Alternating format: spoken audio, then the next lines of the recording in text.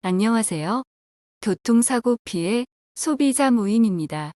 오늘 소개드릴 내용은 교통사고가 나서 치료받을 의료기관을 선택하실 때 어떤 병원, 한의원을 가야 하는지에 대한 내용입니다. 어떤 의료기관에서 치료를 받느냐에 따라 증상 회복에 대한 부분은 물론이고 합의금 산정에도 영향을 받을 수 있기 때문에 잘 알아두시는 것이 좋겠습니다. 어떤 의료기관이든지 꼼꼼하고 세심하게 치료해주면서 교통사고 처리 과정의 전반적인 내용에 대해 잘 알고 있는 곳은 다 괜찮기 때문에 치료와 합의금 산정에 도움이 안 되는, 즉 피해야 하는 의료기관에 대해서 알려드리도록 하겠습니다.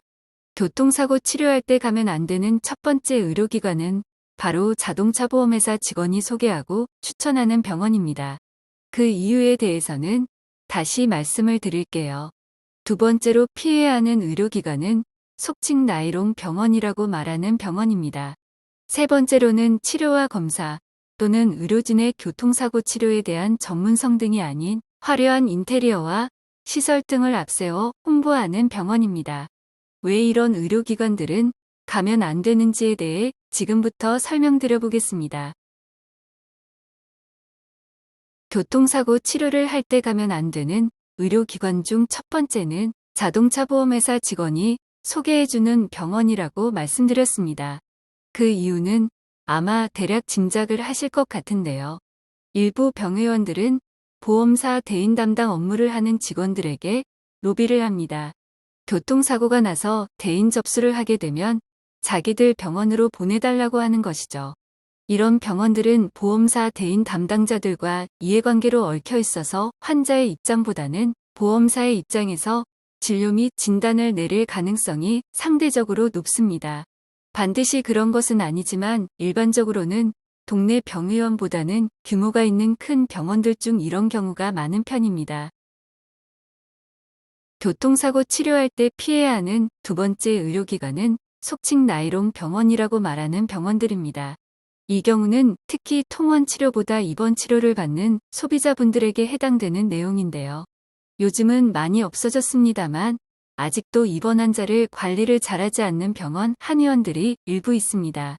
입원해서 치료를 받는 환자의 외출, 외박 등을 꼼꼼히 관리하지 않는다든지 치료는 거의 하지 않으면서 환자를 입원시켜서 눕혀만 놓는 의료기관들은 환자분들 입장에서 잠깐은 편하고 자유롭게 느껴질 수도 있지만 바로 그 병원이 나이롱 병원인 것이고 보험회사들은 어디가 나이롱 병원인지를 대략 다 알고 있다고 봐야 합니다.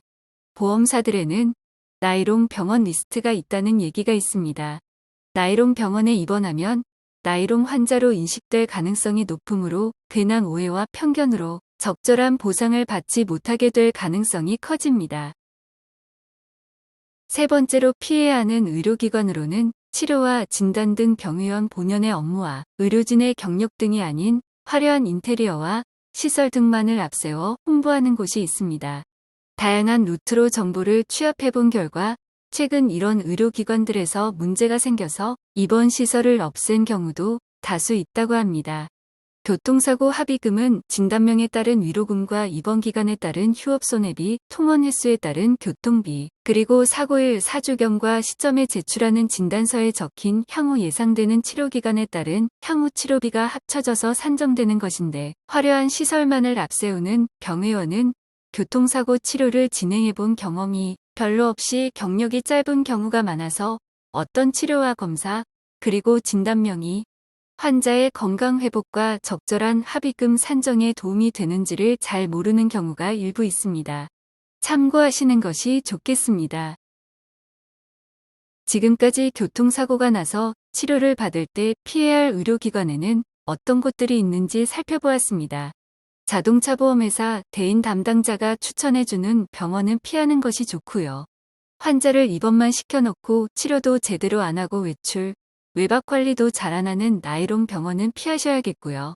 환자에게 필요한 상담과 확인, 그리고 치료 자체보다 화려한 시설 등을 앞세워 환자를 현혹하는 병원은 피하시는 것이 좋겠습니다. 합의금을 잘 받는 방법은 분명히 있습니다. 다만 합의금을 잘 받는 꼼수는 없는 것이죠. 보험회사 대인 담당자분들은 소비자 여러분보다 이 분야에서 오래 일해왔고 직업으로 일하고 있는 경우라 꼼수로 이기기는 어렵습니다. 일부 담당자들의 거짓말에 속지 마시고 원칙대로 진료받고 법적인 본인의 권리를 알고 주장하실수록 더 유리한 위치에 설 수 있습니다. 보험회사의 편이 아닌 소비자 환자의 입장에서 진료하는 의료기관의 도움을 받으시는 것이 좋습니다. 다음에는 소비자 모임 채널에 이런저런 도움말과 자문을 해주시는 분들 중 한 분을 모시고 조금은 다른 편안한 주제로 인터뷰하는 영상으로 찾아뵙도록 하겠습니다. 감사합니다.